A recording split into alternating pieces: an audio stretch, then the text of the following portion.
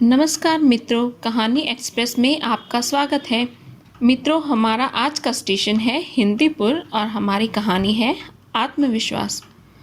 हमारी आज की कहानी जुड़ी है हेनरी वार्ड बीचर के बचपन से, जो अमेरिका के प्रसिद्ध मंत्री और समाज सुधारक थे। हेनरी जब स्कूल में पढ़ते थे, उस वक्त उन्होंने एक आत्मविश्वास का पाठ सीखा जिसे वो अपनी ज़िंदगी में फिर कभी नहीं भूले। तो हुआ ऐसा कुछ दोस्तों, एक दिन कक्षा में अध्यापक ने उसे खड़ा किया और सबके सामने पाठ को पढ़कर सुनाने के लिए कहा।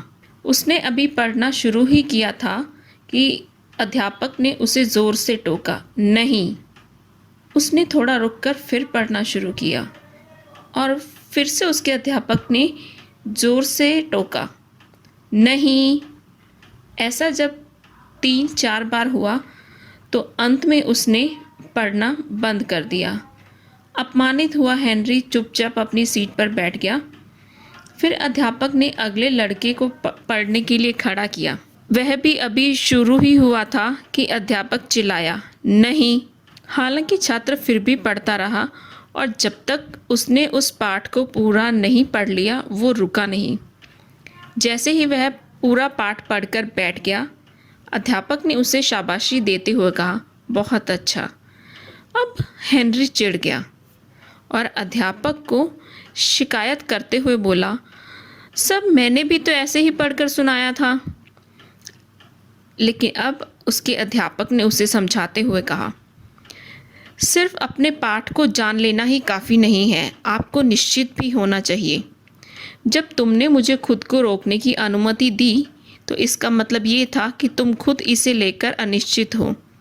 अगर सारी दुनिया कहे नहीं, यह तुम्हारे बस का नहीं है, तब कहो हाँ और उसे साबित करके दिखाओ।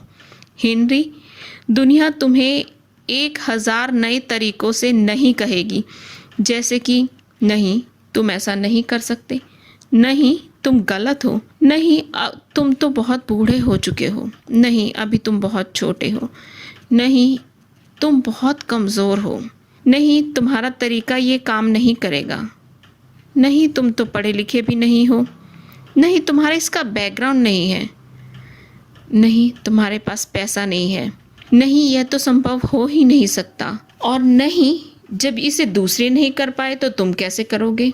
तो प्यारे हेनरी, हर बार ये नहीं जिसे तुम सुनते हो, ये धीरे धीरे तुम्हारे आत्मविश्वास को थोड़ा थोड़ा तोड़ता जाएगा और एक दिन तुम खुद ही उस काम को करने से मना कर दोगी। हालांकि जब आज दुनिया तुम्हें कहती है नहीं, तो क्या तुम तैयार हो, क्या तुम सुनिश्चित हो ये कहने के लिए हाँ और इसे करके दिखाओगे।